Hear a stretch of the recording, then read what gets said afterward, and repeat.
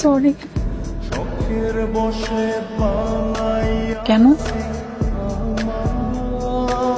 আমি অনেক বড় ভুল করে ফেলছি।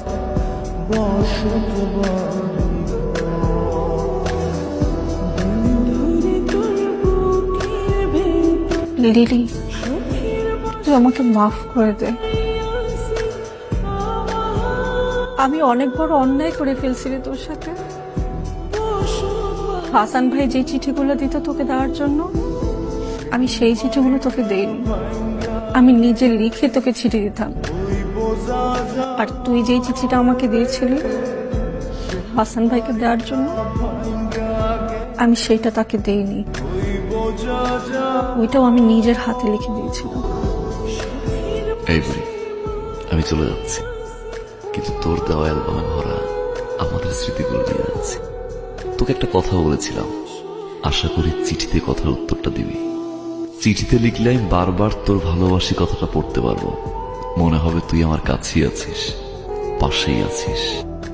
একটা কথা মনে রাখবি, তুই আমারই, তোরই হাসান।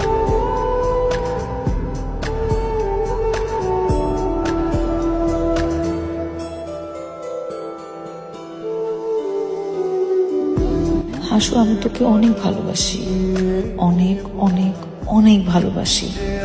এই চিঠি আমাদের ভালোবাসার দলিল হয়ে থাকবে। ভালো করে পড়ালেখা করিস, অনেক বড় হ, মামির স্বপ্ন পূরণ কর। আমি তোর জন্য সারা জীবন অপেক্ষা করব। তোর বুড়ি। আর হাসান ভাইয়ের অ্যাড্রেসটা চাচি দিতে নিষেধ করেনি।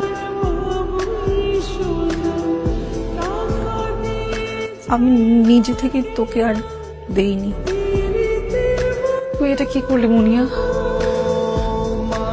আমি এতটা বছর ওকে ঘৃণা করে এসেছি।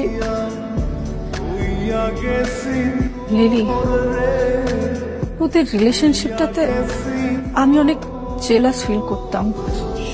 হাসান ভাই কেন তোর মতো আমাকে ভালোবাসলো না? আমার মধ্যে এমন কি ছিল না যেটা তোর মধ্যে আছে? মনে তুই জানিস তো তুই কি করে ফেলেছিস? আপা, হাসান কোথায়? আমি ওকে ভীষণ কষ্ট দিয়ে ফেলেছি। আমার ওকে এখনই থামাতে হবে। হাসান কোথায়? বের হয়ে গেল, মাত্রই বের হয়ে গেল।